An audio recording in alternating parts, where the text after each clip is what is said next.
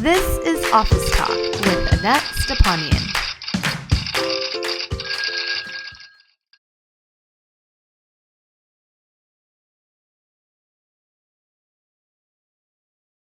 Welcome back. In today's interview, I am talking to Anne Samoilov, and we're getting down to the nitty-gritty about launching.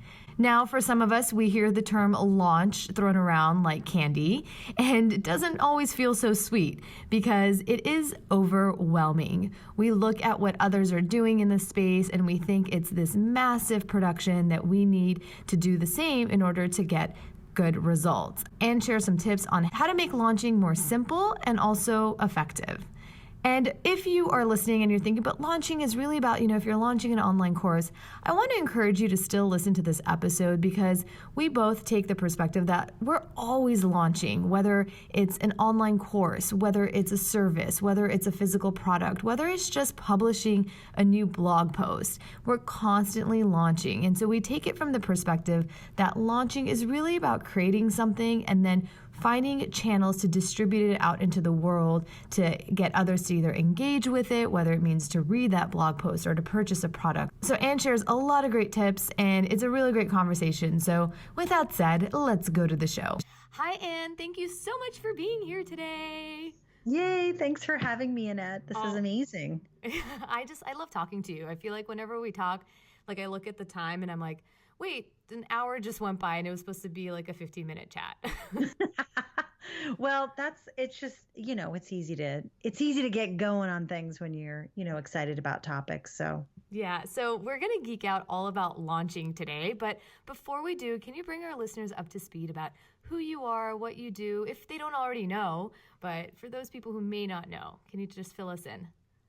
Yeah, sure. My name's Anne Samoilov, and I mostly am the creator and head teacher, head school mistress, or whatever you want to say it, over at Fearless Launching. And that's my signature course. It really teaches entrepreneurs, small business owners, how to really set up their business to launch.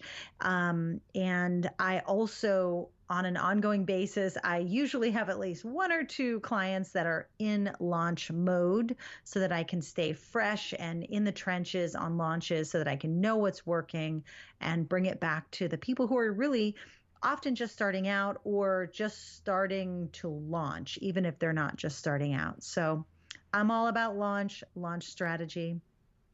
But you have an interesting background. You didn't wake up one day and be like, I'm going to become a launch strategist, right? You actually have, I think a lot of people don't know this, but you have a really cool professional background. Yeah, but what's really funny is I just remembered a presentation I did where I actually said I literally came out of the womb, I think, producing, which because I used to live and work in Hollywood and Los Angeles, and my role when I kind of left that part of the industry was producer.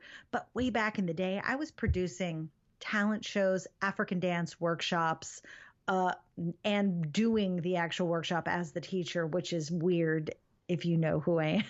It's just weird. And I like the idea of thinking about you're producing, you're a producer, you're putting on a show or an event. And I think that kind of, it creates like a broader perspective of what it is you're doing versus I gotta do a webinar, it's you're orchestrating something. So I still really want to talk about your African dance troupe, but maybe that's a conversation for another time. Yeah, that is definitely one of those things. Like when I see that VHS tape, by the way, I'm like, wow, girl, wow. And I actually did some African singing too, which that's another whole other thing. But I think the background that you're talking about is that I spent several years in animation and visual effects and computer graphics, and I was basically doing the same thing, bringing an idea, getting all of the artists and whatever to put all the pieces together, to animate, to light, to export. I'm saying all, I'm trying to be as basic as possible in the terms, but I was helping people create video games and films and TV shows and commercials for dancing ice cream that would be shown in in Asia somewhere for Baskin Robbins. So I did a lot of those types of things.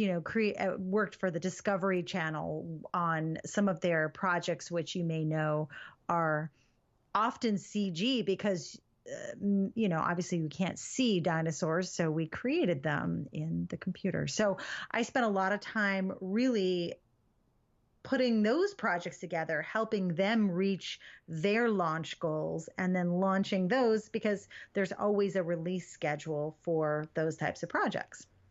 So it seemed like a natural transition then to go into launching online programs and things like that. Yeah, well, it was kind of natural. I honestly just kind of got tossed into it. I ran away from the production world because it was draining me like big time. But after I had my daughter and there's like a whole sordid other tale, like another avenue where I was teaching Pilates. So I've been doing a lot of different things. I've been like creating and producing a lot of different careers along the way. But after I had my daughter, I started just looking at the online business space, and I connected with Laura Roeder. I started working with her. The very first project we worked on was with Marie Forleo on her B School. So that was my first online launch, and I was a little nervous. And honestly, I think what really helped is that Marie is amazing, first of all. But she was like, oh, Marie and Laura never questioned that I knew what I was doing. So I just did what I had to do. I didn't know anything about being online or doing business online or marketing necessarily. I just did what I'd always done when I produced other things. Yeah. And that's when I first heard about you when I took B School back in the day now, it seems like. And so old school B schooler. Old school yeah. Old school B schooler. Awesome. And so, that's when I had no idea. I didn't know what a launch was. I mean, that just seemed like so far in the distance for me in terms of like what I would be needing to think about. But it has become more and more kind of in my vocabulary of what you do just by the nature of what I do today. And so a lot of people now are like, gotta launch. I'm launching this. And I would like to say, I don't think a lot of this just applies to like online programs. I mean, that's definitely where you put your time in, but if you're releasing a new collection and you're a jewelry designer, like that's a launch right? There's a lot of the same issues are coming up. It's basically you are getting ready to give birth to this new thing in the world. That's correct. How do you drum up excitement and attention to it and then hopefully get people to buy what you're selling, right? Yeah. I know some people who consider a launch one thing, and it's usually just something that's, meant to generate interest and revenue, both. But I actually expand on that. And I'm like, a launch is really anything that you really want to focus on, getting out there for a specific period of time. It is, I feel like, time-based. So it could be, though, that it's a new opt-in or a blog series or a webinar or whatever it is that you want to get out there. Or maybe it's a new book that you're writing, or it's a new physical product, or it's a new coaching service. I think that it's the same process you're going to go through. Even to some extent, if you're, let's say, a blogger and you're not sure what to write, well, guess what? And you want to launch a specific type of blog. You're going to go through that same initial stuff and process to kind of figure out, okay, well, who's my ideal customer? Who's my ideal audience, really? Maybe you're not even thinking about the money yet. You're not even thinking about how you're going to generate money. But I think we go through that same process. And, to mention Marie again, Seth Godin was recently on her Marie TV, and he talks about it. And I love this because he talks about like launching basically as finishing. Yeah. as finishing something. Maybe your launch is, I'm going to launch this blog about this. This is who it's for. This is who's going to help me promote it. This is the event. This is the webinar. This is the call. This is the free challenge. This is the thing I'm going to do to get people excited. And then this is what I'm going to either offer or offer them for free, offer them free or for, for pay. So I feel like really it's just, you just need to look at the things you're doing in your business as kind of projects that you need to finish and launch.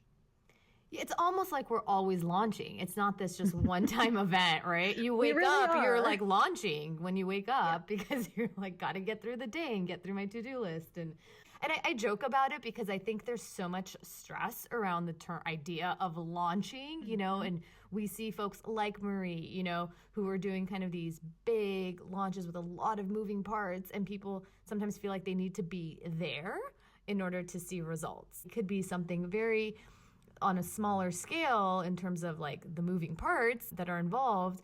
Well, and to that point of the moving parts, there are a lot of moving parts. And the sooner you realize, like for me, I actually I just recorded this workshop last week. And the thing that I kind of talk about at the very end is that launching is actually kind of like a skill, and it's a muscle that you have to work often.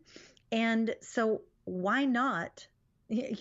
I'm trying to like kind of bring it back to something I think somebody said where, how you do one thing is how you do everything. So how you tell people about your new blog posts is going to be kind of like the smaller version of how you tell people about your new product. So that's why I started thinking, oh, well, what if I just took that process in its very bare bones way and made it like a list. Okay, I'm going to do this. These are my 7 main steps that I'm going to do when I launch anything, no matter if it's a blog post, if it's like all the way to that bigger project, because you're never going to get to that bigger project just by adding people to it. You do need to understand how to do and complete a project. That's why I always I talk about practice launches. You could honestly look at creating a new download for your audience, whatever that is, or a free kind of tool or a resource. Look at that process as a practice launch. And all you need is maybe like a 2 or 3 week timeline when you're going to be promoting it. You're going to need maybe you need some partners to help you share it. How are you going to tell people about it? Who is it going to be for? There's all the same bits that are in a launch. It's slightly different, but you're still building on a system. I love that. Like my whole body's like all sorts of excited because it makes so much sense, right? You don't go from 0 to 60. You gotta, that's probably not a good analogy, but you get what I mean. Like you gotta build that muscle and also just the way to think about something. And I'm guilty of like, I love the content creation phase. I'm like, let me create another product. Let me create more content. But then the part of like the promotion, the launching of it is not a strong muscle for me. Confession time. There are certain people who are really good at it because it's their personality. But I think most people are kind of like me where they're really good at their craft, but they're not good at the marketing, sales, promotion part too. If you don't mind sharing, like what are some things that we could be putting into place when we are practicing, in air quotes, the launches? Yes. So with the blog post that goes out, with, maybe you're doing a giveaway, whatever it is you're doing, what are a few things that we could put into place to start building that muscle? I always like to have kind of like this imaginary, well, it's not because it's not written down all the time next to me, but just like this list kind of starts running through my head. It's a list of questions. And I think the one kind of thing that no matter what you're doing in your business, and this just, I always think of this. You don't just do it once either. And that is this. You have to be thinking, okay, who's this for? What's the problem that I'm solving here? Or who am I inspiring? Why do they need to be inspired? I'm only asking questions about the person. So it's not about, is this a good webinar idea? Is this a good blog post idea? Is this a good headline? Will the people who read this, do they need this? Do they need this information? So really it's just gather information about the person that you're creating something for. That is the thing that I think stops people from getting more sales, myself included. Like I know just from an exercise I just did in January where I went through all of the feedback people had given me in various kind of channels, including my autoresponder just hitting reply and saying, I'm really challenged with this. I'm really good at gathering, but I haven't been so good at looking at the information. And so I think if you can do anything and that happens on a launch, it happens at the beginning of your business, you have to do it as you're going through your business, no matter where you are. You have to talk to people. You have to be willing to get to know the people who you're supposedly in business to help or serve or sell something to. I mean, it really starts with the who. No matter what. So whether you're launching or you're practicing launching, talking to people is the thing to do. And people aren't doing it, unfortunately. And they're thinking that it's something you can skip. And I'm probably going to get a little bit ranty right now, but Rant away, it isn't about finishing your I'm like banging on the desk. I'm sorry. It isn't about finishing your customer avatar exercise that's going to necessarily completely connect you with your audience and help you create that perfectly priced, perfectly packaged thing. It's going to be actually talking to people. So get out of your little room in your basement, in your attic, in your guest room, or in the living room, wherever you are. Get out of your house, call people up, because people like Gary Vee are doing this now. Still, they are reaching out to people. They are trying to connect personally with people, because that's the only way you're going to know, oh, well, that's why this isn't working, because no one really gets what I'm offering, or no one really wants this. You can make all the guesses you want on that customer avatar worksheet, which is a great exercise. But the next step is talk to people to confirm it. Yeah, and that's my whole thing about the customer avatar is like when you're sitting around, and we've talked about this in previous episodes, is like you're just making up a person in your head, which is great, but it's still there's still a bias because it's coming from your perspective of what you think. Yeah, and you still kind of talk. It's almost like you're kind of journaling your alter ego or something. And that's honestly, I feel like when you're just starting, you kind of have to. And I did that 2 different years in a row before I created Fearless Launching. So even though I was working on the B School launch, was it like 2010? I don't know. Okay. Anyways, 2010, 2011, I can't remember, but I was doing that 2 years in a row, just like filling that out. I started looking around at the B School group, the Facebook community, and the Facebook community for Creating Fame. And I was hearing a lot of questions about launching. Yeah. So that's where it started, is when I started connecting those two. And the great thing is you start with that avatar, you go out and look for evidence that those people do exist. You make tweaks. Oh yeah, they're not thinking that. They're actually thinking that. So you're revising that avatar as you go along. And then the first time I did the program, after that program, I redid the avatar based on 2 different people who were in the program at that time, that I was like, more of those people. I like her. I like that woman, and then it's slowly changed over time even. So it's not even something you can just do once and just say, okay, I know who my customer is. Yeah. Yeah, I agree with everything that you're saying. And I recently did the whole ask.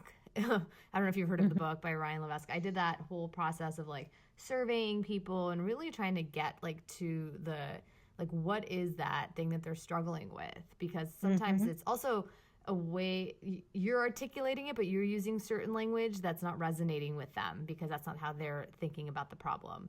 So I totally agree with all of what you're saying. So we know who we're serving. Okay, so Yes. we have that. We've done our homework, gold star. Gold star. What's next? Is that what you want to know? What's next? I want to dig in.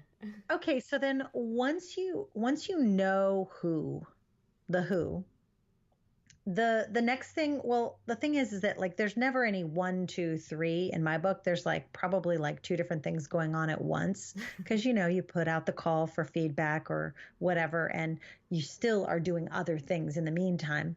So I do like to make some sort of plan about where I'm hoping to release something, whether it's a launch schedule. And at first though, it's not very defined at all. It's just I want to do something roughly around these dates. I'm putting it in the calendar. And then that's when I start really digging into, okay, well, when does this piece need to happen? I don't automatically, just because I've done launch schedules over and over again for people, including myself, I don't automatically just list things out like I know them. I still am going and saying, okay, so if this is when I'm launching, when do I have to start really mentioning stuff? And then I put that on the calendar. Okay. So when do you think I can do? And I start just asking questions. Okay, if I'm going to do that webinar here, should I go 2 weeks before and tell people or not? You know, that's just what I do. I'm still asking questions. So the schedule is kind of happening all the time underneath everything. I'm constantly looking at the plan of when am I going to do this? But in addition to that, one of the other kind of first things that I do, so it's, gathering intel from your people, from people maybe that have already, you've already worked with, from people you hope to work with or hope to share something with. I don't want to say work because it's not necessarily, again, going to be a paid thing. But I also, for all things, for products as well as any other things I might be creating, I do an inventory. I just kind of, now it doesn't take as long because I've done them in the past, but I just kind of go through, okay, I've got this material. I can use that for that resource. I don't have to recreate it. Okay, great. Okay. These 5 blog posts are essentially my 5 modules. I just have to build on those. So I'm going through and doing an inventory of what I've already created. I don't just start creating more because I know you said you like creating, but I try not to create more if it's created somewhere else. Or do I have that web page already? Is that web form already created? Do I already have a graphic for that? Or, do I have someone who can help me do this, and this? So, some of the stuff that I'm doing while I'm gathering information about audience and all of that is really the admin stuff in a way. It's the planning, it's the inventory of what I've got already. So what if you don't even know what needs to go in the plan? You're like, I'm putting this out in the world, but then I could see people questioning, well, wait, do I need to do like a webinar? Do I need to use these channels? And then what ends up happening is this jumbled mess because everybody's learning by watching other people. Yeah. And they're like, well, she's doing it this way and it seems like it's working. So I think I need to do this. And then I need to do this. I need to do Facebook Live. I need to run a 5-day challenge. I need to, and they're just putting layers and layers and layers upon this launch. And because they don't have a plan. While you're in that gathering intel phase from your audience, you're not just getting to know them and what they need and their struggles and all of that. You actually want to be looking at, where they're liking your stuff, how they're behaving. And that, I think, is, for instance, that's one way to find out, okay, well, which channels, where am I showing up? Where are people paying attention to me? Oh, okay, most people are just reading my emails. No one's really talking to me on social media. Or, you know what? Everybody is just loving it when I repost my blog post, but it's in a Facebook group or something like that. Okay. so during that gathering information phase is where you're going to want to find out, where are people? What are people? What are your people doing? And it isn't just asking questions. It isn't just getting on the phone with them. It is, or Skype or whatever. It is also watching them and listening. And that in itself is like a whole, honestly, it's like a whole in-depth process. And you don't ever stop doing it. Yeah. So as far as really creepy, Anne. It is, but it's I'm watching you and I won't stop it, doing but it's it. just paying attention. It's just, if you notice something, it's not like you necessarily go out and be like, okay, where is everyone talking about? Okay, where's that person who has this problem? Ha ha ha. It's nothing like that. It's not so nefarious. It's more just being aware.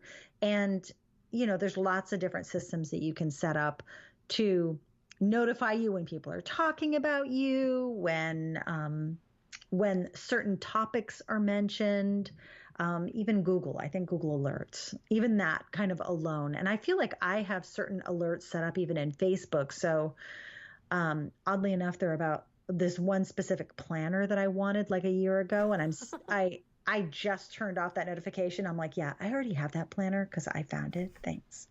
You're so funny that you set up a Facebook alert for a planner. I love it. I'm going to tell you. It's a big decision, committing to a planner. A luxury plan. It was actually a luxury planner. Oh, okay. Designer planner.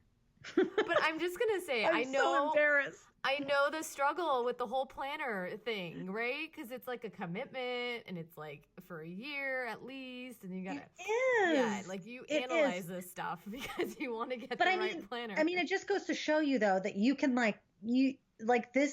the most of your time, like as much as you want that gold star, there is no end to that. Your gold star is that you're doing it and it's an ongoing process. Oh, I love it. And then as far as like knowing what you want to do, sometimes it's just, you know what? I think that looks really cool. That looks really fun. And you pick one thing. You don't do the challenge and the video series and all the things first. You just say, okay, what am I going to try first? And okay, I'm going to try webinars. So what I'm going to do is one webinar a month for the next 3 months, see how those go, and, or keep doing them until I'm really good at them. And then I'm going to add a challenge before that, so it's about building on the things that you're interested in trying, because the truth is launching is just experimentation. Even ads, running Facebook ads, if you're like, okay, I don't want to do any of that. I just want Facebook ads. I just want to do Facebook ads. Yeah, maybe 2 a webinar. And that might be the thing you try. And you say, I'm going to commit to trying that, to testing that strategy for the next 3 months, for the next quarter. Here's what I'm going to do. And I think that instead of just saying, okay, should I do this, this, or this, just pick one. And don't ask the wrong person. Make sure you go back and you look. Just if you're not sure which one of those strategies to do, go back and look at those same people that you've been trying to talk to, that you've been trying to e-stock, and see like, they are going. It looks like people are in that audience, which is similar to mine. They're going to a lot of these webinars. So I think maybe they might like webinars. Mm-hmm. And it's all just you being kind of a scientist, kind of a detective, where you're saying, I think this might work. And I really, truly feel like that is all business and marketing is. I think this might work. It worked for this person. They have a little bit different business than me, but I think that I can make this work for these people. Yeah, and that concept of testing and being okay that you're not necessarily going to get a gold star, period, end of story, full stop at the end of this process is so hard. But it's so true. It just never ends. Yeah, I mean, because you know what? There's always going to be the latest and greatest thing that everybody's trying. So right now, it seems to be challenges, but challenges have actually always been very popular. Even 2-3 years ago, there were people doing challenges, and they're actually the fitness world has had challenges for probably longer than that. So right now, everybody's all up in their Facebook challenge, and webinars definitely have been very popular, but even they go, I mean, as a person, ask yourself, are you always going to webinars, or do you find just certain seasons you're like, you just seem to be signed up for every single one under the sun? Because that's how I am. Sometimes I'll be like, dang, I've got a lot of webinars that I Yeah. signed up for. There's no way I'm going to those. Yeah, So, no, I'm kind of detoxing from webinars because I feel yeah. like last year was a lot of webinars, both taking them and presenting with webinars. I mean, I still Yes. think they're valuable and there's a place for them, but Yes. personally, I'm like, I'm kind of taking a break. I'm breaking up with the webinar for a little bit. Yeah, I mean, in fact, the thing is, I kind of I love them, but it just goes to show you that people have different consuming habits when it comes to the way that they want to, interact with you. And so sometimes it's going to be webinars and sometimes it's not. And by the way, just because a webinar doesn't work and you don't feel really great about it after the fact, if you didn't make sales or whatever your goals were, doesn't mean it didn't work. It might just mean that maybe it's one of those seasons where your people would really rather just have 15-minute clarity sessions with you in order to, know if you're the right person to work with them. Or maybe they just would have rather seen you on Facebook Live every single day of the week for 15 minutes instead of a 2-hour webinar. Yeah. It doesn't mean that the webinar doesn't work. It just means maybe it just doesn't work right now for this thing. I understand that you have to understand kind of where your audience is, but Yeah. how do you pick, right? You're at this buffet table you're at the Sizzler. Do they even have Sizzlers anymore? I don't know. But I don't know, but I have to tell you that every time I've gone past one, in yeah. fact, I don't even remember when I've passed one recently, they all seem to look really closed, like They're dilapidated. shut Anyways, maybe down. not though. That's Yeah, me. this is okay. The Las Vegas buffet. You're at the Yes, Las that's Vegas the buffet. buffet Yes. that you pay like $50 to go eat Yes. like sushi and like Yeah. pancakes. So how do you start deciding? Like, I just remember when I Yeah. was launching my course a while back, I was so overwhelmed, both with like the creation, both with the promotion, both with, just making all the decisions Mhm. about the promotion, getting people to like come on board to help, all that Yeah. stuff. So, like, how do you start distilling that down? How do you get to the essence of like What you do, what you what do? you're going to do, like what that main kind of strategy is going to be, or what your Exactly. main, how you're going to pick whatever that cool thing is How to get your people's attention. How about this, Anna? What your main course is going to be. And Oh, then, yes. yeah, right? And then like the toppings and the appetizer and the Yes. dessert that you could add on if, time and, resources permit kind of thing. Yeah. You know what? This is one of those things that as a business owner, you've got to just, Test. like assuming, let's say you've taken inventory, something about your people, you kind of just have to go. I mean, it really depends. Like if you're working alone, you take the thing that's the easiest for you to set up, the least pieces. And that if you're working alone, if you're not working alone, then you're going to need to know what your team or your people can help you with. I will say that as far as most audiences go, that doing a call or a webinar is a great kind of thing to do, only because of this. You're creating an asset that later on you'll take that inventory again and you'll be like, yeah, I've got that webinar. So you have a webinar is a piece of content that you're creating and can continue to be used. And it is a very personal one. So most people like to have a little bit of personal touch, even if it's just in their headphones or they're seeing, they're watching a webinar. I honestly, I feel like that is a great first thing to do if Yeah. you're not sure. Because a challenge, if you're thinking of, let's say, one of these 5-day challenges, there's a lot of pieces in that. There's a Mm-hmm. lot. And Not just, there's like the normal sign up page, thank you page. I'm thinking of like all of the things you have to create for it. And for a webinar, it's your webinar slide. You do need some place to do the webinar. And you need a way to tell people about the webinar, whether it's your email or social media or ads. But I think with a webinar, it's such an important skill to be able to talk to your audience in that way. And I feel like historically they are proven, even if you're just starting and maybe you're like, well, I haven't proven that yet, that they do convert better than just an email to people. Yeah, I'm even thinking like if you really don't even have the resources to do a webinar, Yeah. it's not as ideal for reasons of like being able to capture people's information and whatever, but you could probably even do a Facebook Live in Well, yeah, like a you're right. private Now you can group, totally do that. You you can know? totally do these things because Periscope was working really well for a lot of that. Even I remember even the small amount of Periscoping I did, which is essentially a similar kind of thing. You're just live broadcasting, but people like to interact with you. So you're absolutely right. I guess when I say webinar, it can maybe cover the live class. So if you don't have webinar software or like an account with GoToWebinar or whoever else, just jump on Facebook Live or jump on, I mean, Instagram stories, you can save the stories. Mm-hmm. And I would say go where your largest following is because Mm-hmm. there's more of a chance more people are going to see that.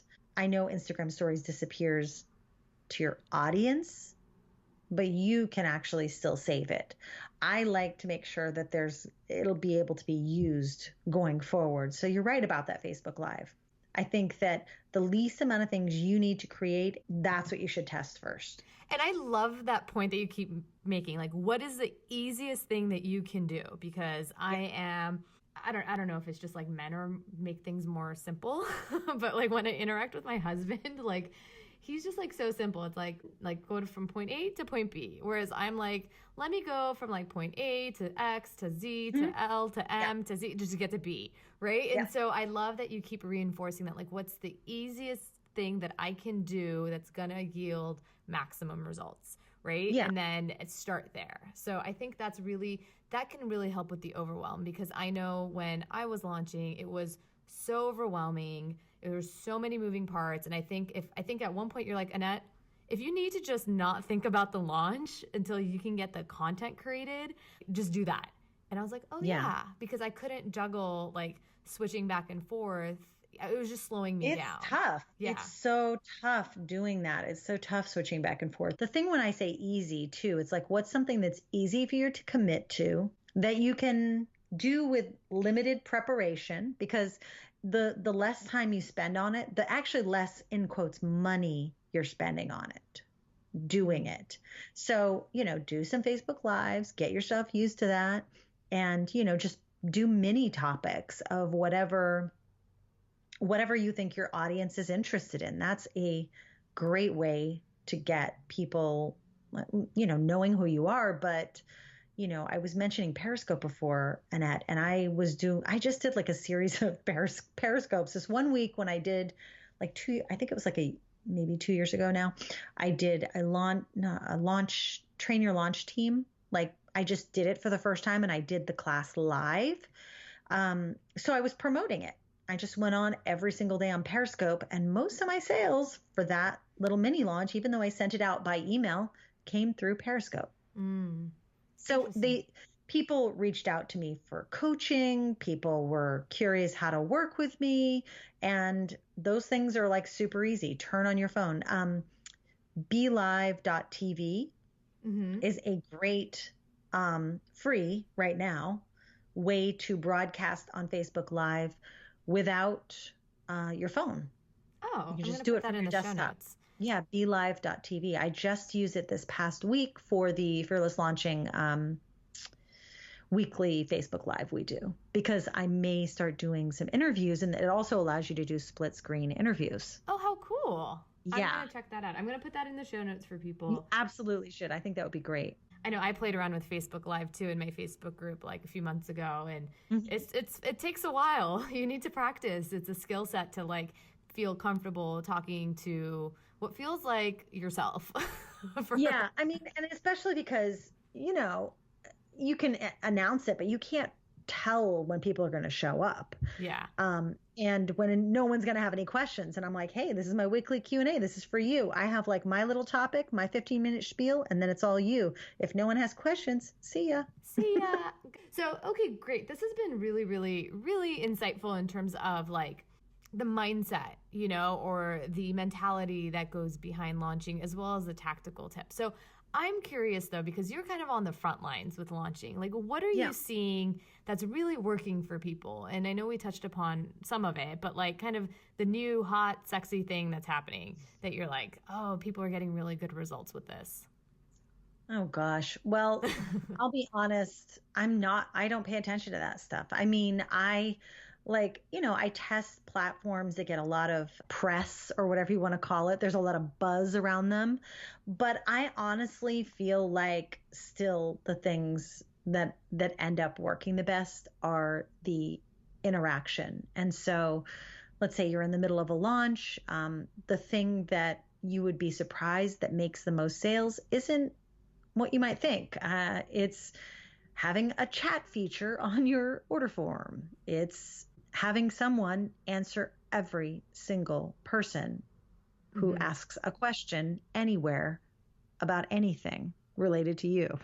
Yeah. It's sometimes just sending a personal audio response back to people. I have a client who I've been doing that. I mean, I feel like I've been doing that for a while. And I know that she did that recently. So I thought that was really cool because I'm like, hey, I guess I'm ahead of the game. You're such a trendsetter, Anne. I really am, I just spoke to someone the other night who came back from traffic and conversion. And apparently this year, a lot of people talk about, Facebook ads to webinars. That's the thing that's doing it right now, automated webinars. But the price of these, the price to play on Facebook is going to increase insane numbers this year. So I think that gravy train is running out of steam, like the little $5 a day and you're going to be able to make $1 million, whatever that case is. I'm trying to think if there's anything. I mean, of course, you mentioned the ask method, this idea of segmenting your list. And I still think that that's important. Other people have said different things throughout the years to me about that, and that they don't segment because anybody who's on my list, if they don't want what I have, then they can leave my list, so it's like they don't even care. Yeah, that they might be sending inappropriate things. But I think the segmentation is important because I think the more you can segment, the more, again, people want interaction. They want to feel personalized. They expect that, right? So the more you can do that, the more you're creating that connection. But also in terms of Facebook ads, I'm no expert. From my understanding, though, is the more relevant you can make an ad to somebody, the more I would think it's more cost effective to get to that. Yes. There is value in that. On multiple levels.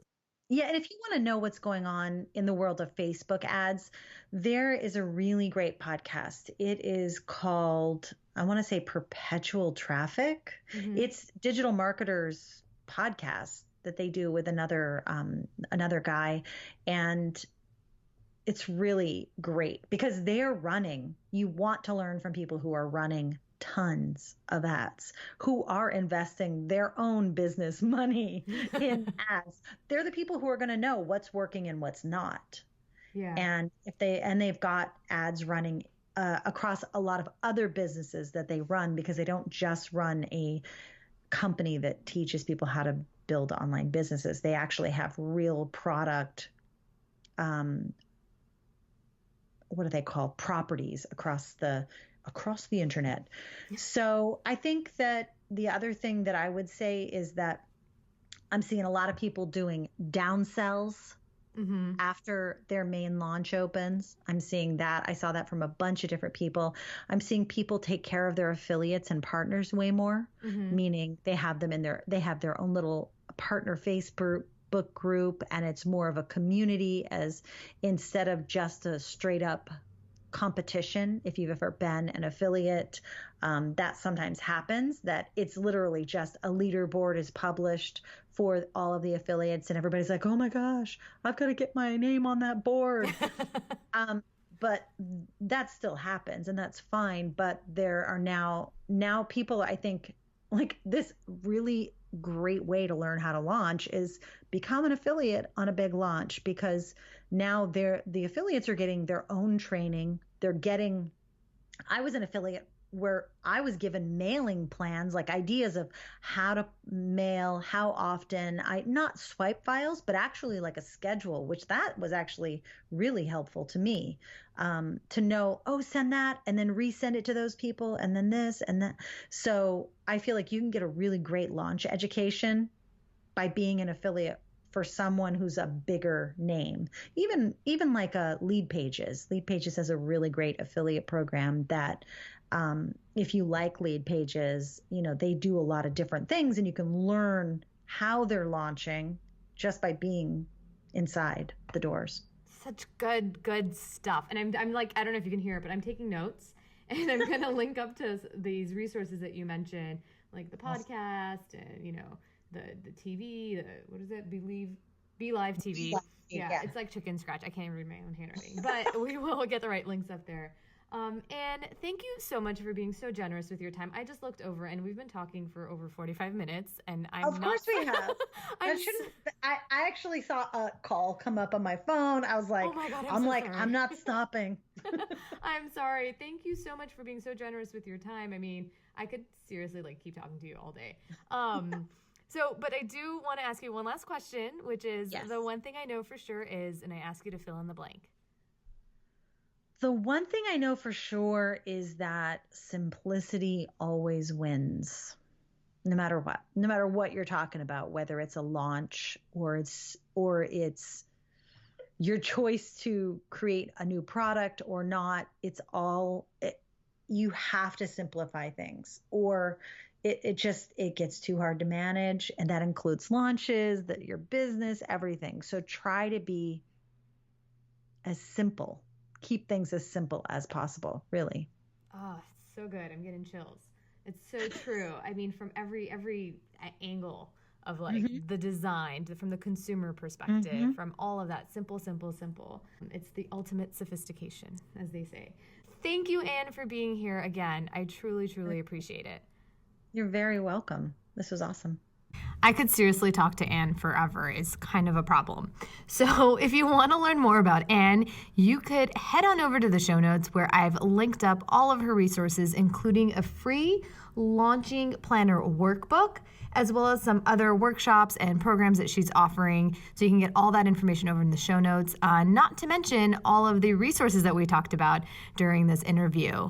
Also, you'll find links to my Launching Legally workshop on demand, where I run through some of the things you need to know from a legal perspective when you're launching an online course. So you can get all of that information in the show notes, which is available at AnnetteStepanian.com/podcast/37. Or you can head on over just to my website, click on the Office Talk link, and there you'll have access to all the shows and all the show notes. So with that said, my friend, I hope you're having a fantastic day, and I can't wait to talk to you later.